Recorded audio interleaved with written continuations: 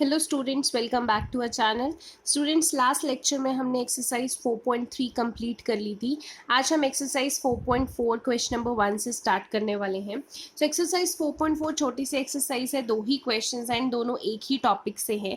तो आप ध्यान से समझ लीजिए बिकॉज ये क्वेश्चन पेपर में डेफिनेटली आते हैं 2 मार्क्स ईच करके, यानी कि 4 मार्क्स में एक पार्ट डाल देते हैं दो। सो देख लीजिए क्या करना है। क्वेश्चन नंबर 1 में देखिए, give one geometric representation of y is equal to 3 as an equation in one variable.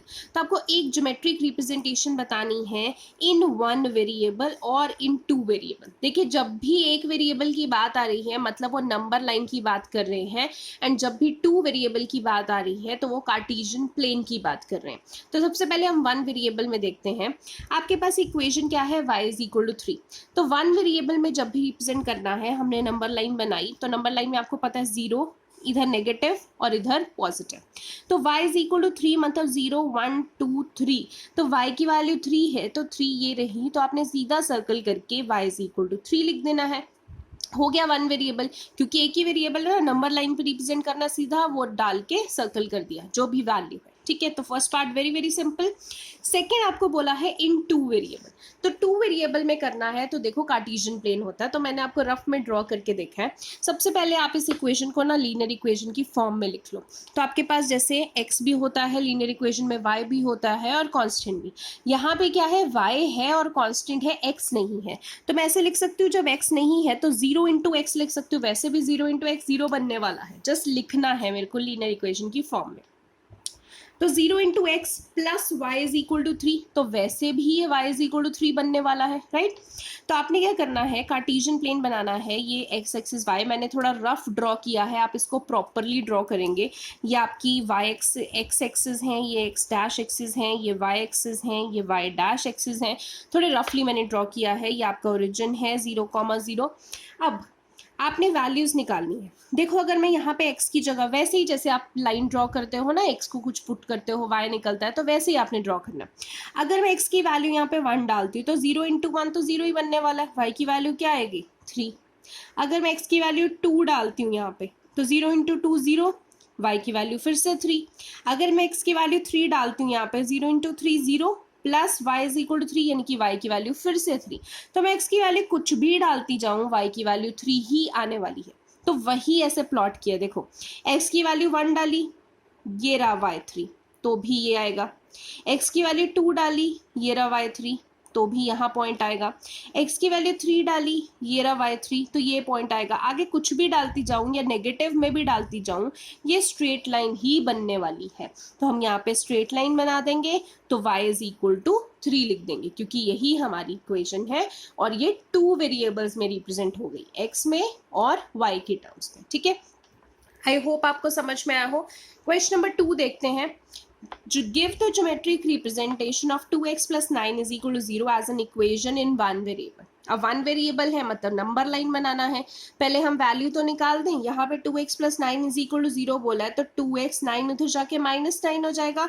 x की वैल्यू क्या आ जाएगी, -4.5। अब वन वेरिएबल में बोला है तो नंबर लाइन में रिप्रेजेंट करना, तो नंबर लाइन करते हैं।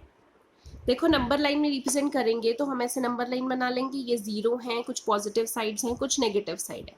अब हमारे पास क्या आई थी वैल्यू x की, -4.5। तो -4.5 कहाँ आएगी, -4 एंड -5 के बीच में, बिल्कुल मिड में। तो ये -4.5 है, इसको एरो डाल देना है। बट यहाँ पे हम इक्वेशन लिखते हैं हमेशा एरो डाल के। तो इक्वेशन क्या थी, 2x plus 9 is equal to 0। तो ये फर्स्ट पार्ट डन हो गया, क्योंकि नंबर लाइन पे प्लॉट करना है। अब यही चीज हमने किस पे प्लॉट करनी है, टू वेरिएबल में, यानी कि कार्टेशियन प्लेन में। तो जब भी कार्टेशियन प्लेन में ड्रॉ करना है, पहले तो उसको हम लीनियर इक्वेशन फॉर्म में लिखेंगे। तो हमारे पास इक्वेशन क्या थी, सिर्फ 2x plus y is equals to 9। ये हमारे पास इक्वेशन थी, sorry, 2x plus 9 is equal to 0, ये हमारे पास इक्वेशन है। तो इक्वेशन ये है, तो इसमें y तो है नहीं है, तो पहले मैं y की फॉर्म में लिखूंगी। तो 2x प्लस y नहीं है तो 0 इंटू वाई लिख देती हूँ। ये +9 राइट हैंड साइड पे जाके क्या बन जाएगा, -9। अब मेरे को वैल्यूज डालनी, ठीक है। अगर जैसे उसमें डाला था तो x की वैल्यू इसमें मैं y की डाल रही हूँ। अगर मैं यहाँ पे y की जगह 1 डालती हूँ तो 2x plus 0 into 1 is equal to -9, तो 2x की वैल्यू क्या आ जाएगी, 0 इंटू 1 तो 0 ही होने वाला है, -9, तो x की वैल्यू क्या आएगी, -9 डिवाइड बाई 2 यानी कि -4.5। ऐसे ही मैं y की वैल्यू 2 डालती हूँ, तो 2x प्लस 0 इंटू वाई की जगह क्या डालना है, 2 इज इक्वल टू -9, तो 2x की वैल्यू फिर से क्या आ जाएगी -9, x की वैल्यू फिर से क्या आ जाएगी -4.5। ऐसे ही y की वैल्यू 3 डालती हूँ, फिर से 0 इंटू 3 0 ही बनने वाला है, 2x की वैल्यू -9 आने वाली है, तो x की वैल्यू क्या आ जाएगी -4.5। ठीक है, तो मतलब कहने का कि y की वैल्यू 1 डालूं, 2 डालूं, 3 डालूं, x की वैल्यू तो -4.5 ही रहने वाली है। तो वही हम यहाँ पे कार्टेशियन प्लेन पे ड्रॉ करेंगे। तो आपने ये x एक्सिस बना लेनी है, ये आपने y एक्सिस बना लेनी है, ये आपका ओरिजिन है। फिर से मैं बोल रही हूँ, मैंने रफ ड्रॉ किया, आपने फेयर ग्राफ में ड्रॉ करना है। तो हम यहाँ पे अब देखा है कि x की वैल्यू हमने क्या निकाली, अगर मैं y डालती हूँ 1 तो भी x -4.5, तो x की वैल्यू तो -4.5 यानी -4 एंड -5 के बीच में ही रह रही है। अगर मैं y की वैल्यू 1 डाल रही हूँ तो भी x की वैल्यू -4.5 यानी कि ये पॉइंट। अगर y की वैल्यू 2 डाल रही हूँ और x -4.5 यानी कि ये दोनों कहाँ मिल रहे हैं, ये पॉइंट। अगर y की वैल्यू 3 डाल रही हूँ तो x तो फिर भी -4.5, तो ये दोनों कहाँ मिल रहे हैं, यहाँ पे। तो बेसिकली ये डॉट्स जाती रहेंगी, अगर नेगेटिव लूंगी तो नीचे जाती रहेंगी, मतलब यही लाइन चलेगी। तो हमने यहाँ से एक स्ट्रेट लाइन ड्रॉ कर दी और एरो डाल के लिख दिया 2x plus y is equal to 9। ठीक है, आई होप आपको ये दोनों चीज़ें समझ में आई हों। तो इसी के साथ ही आपका जो लीनियर इक्वेशंस है, जो एक्सरसाइजेस हैं, वो आपकी ख़त्म होती हैं। अब इसी के साथ मैं आपको असाइनमेंट एक दे रही हूँ। असाइनमेंट में थोड़ा सा आपको हर एक क्वेश्चन का ओवरव्यू दे देती हूँ, एक बार समझा देती हूँ ताकि आपको करने में थोड़ी आसानी रहे। देखो, असाइनमेंट में linear equation assignment first question है, the linear equation 2x minus 5y is equal to 7 has, इस इक्वेशन के कितने सॉल्यूशन होंगे। ठीक है, अब ऑप्शंस आपको दी हुई हैं, unique solution, 2 solution, infinite many solution, no solution. मैं मतलब समझा देती हूँ आपको और आपने खुद आंसर निकालना है। यूनिक सॉल्यूशन का मतलब होता है एक ही सॉल्यूशन, मतलब x की एक ही वैल्यू आ सकती है, y की एक ही वैल्यू आ सकती है। 2 सॉल्यूशन मतलब x की 2 वैल्यूज आ सकती हैं, y की 2 वैल्यूज आ सकती हैं। इनफाइनाइटली मेनी सॉल्यूशन मतलब x की भी कितनी वैल्यूज आ सकती हैं और y की भी कितनी वैल्यूज आ सकती हैं। नो सॉल्यूशन मतलब ना तो कोई x की वैल्यू आएगी ना कोई y की वैल्यू आएगी इस इक्वेशन में। तो आपने सोच के बताना है कि इसका क्या होगा। सेकेंड है, if 2, 0 is the solution of the linear equation, find the value of k। अब देखो, जब भी आपको ऐसे दिया होता है कि ये कोऑर्डिनेट इसका सॉल्यूशन है इक्वेशन का, तो मतलब अगर ये कोऑर्डिनेट मैं इस इक्वेशन में डालूंगी तो इस इक्वेशन को वो सेटिस्फाई करेगा, मतलब लेफ्ट हैंड साइड और राइट हैंड साइड बराबर होगी। और कोऑर्डिनेट में पहला x होता है फिर y होता है, मतलब x इसमें डालेंगे y इसमें डालेंगे तो आपके पास k का आंसर आ जाएगा, क्योंकि इसमें तो आपको k की वैल्यू पूछी है, राइट। थर्ड जो क्वेश्चन है, any solution of the linear equation in the 2 variables is of the form, कोई भी जो सॉल्यूशन है वो किस फॉर्म में आएगा। आप एक चीज देखिए, 2x प्लस 0y, तो 0y तो बेसिकली 0 ही हो गया ना, प्लस 9 इज इक्वल टू 0, तो यहाँ से 2x plus 9 is equal to 0 आ जाएगा। x की वैल्यू क्या आ जाएगी, -9/2। अब देखो, x की वैल्यू -9/2 है और आपके आंसर्स किस फॉर्म में है, कोऑर्डिनेट्स की फॉर्म में। कोऑर्डिनेट्स में पहले x की वैल्यू होती है फिर y की वैल्यू होती है, तो x की वैल्यू -9/2 आ गई, तो मतलब पहले तो x की वैल्यू -9/2 होगी, तो वो यही वाला है। अब दूसरा वेरिएबल क्या होता है, y की वेरिएबल m दिया हुआ। Fourth, the graph of the linear equation cuts the y axis at the point. अब देखो, इस इक्वेशन का जो ग्राफ है वो y एक्सिस को कट कर रहा है, एट व्हाट पॉइंट। अब ये आप ये भी देख सकते हो कि ग्राफ बना के देख लो रफ में, तो कहाँ पे कट कर रहा है। ठीक है, ये तो लंबा प्रोसीजर हो गया, बट अगर वैसे देखना है कि वो y को कट कर रहा है, अगर वो y को कट कर रहा है, इट मीन्स उस पॉइंट पे x कोऑर्डिनेट क्या है, 0। ठीक है, ये बात आप समझ लीजिए। तो x कोऑर्डिनेट उस पॉइंट पे 0 आ रहा है।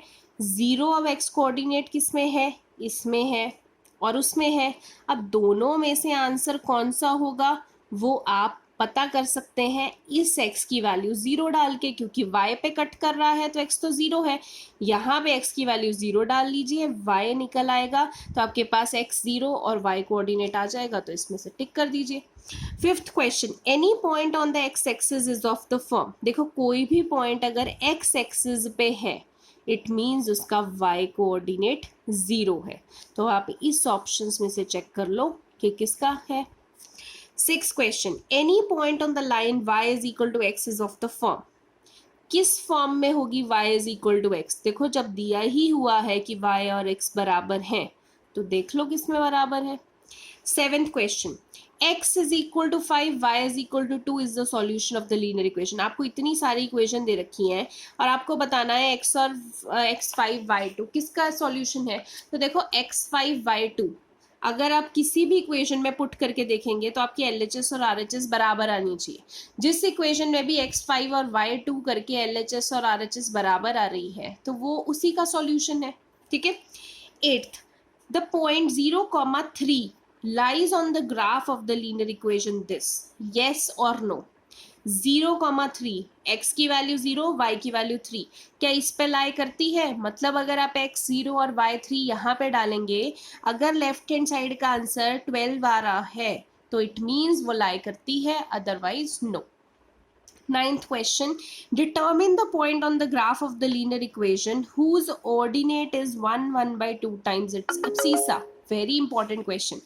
आपको बोला है कि ये एक इक्वेशन है जिसमें ऑर्डिनेट क्या होता है? y की value 1 by 2 times, 2 1 are 2 + 1 3 by 2 times abscissa, मतलब एब्सीसा होता है x, तो ऑर्डिनेट की वैल्यू 3 by 2 ऑफ x है। अब आपको पॉइंट बताना है, y की वैल्यू निकल आई ना 3 by 2 ऑफ x, तो यहाँ पे y की जगह डाल दीजिए 3 by 2 ऑफ x।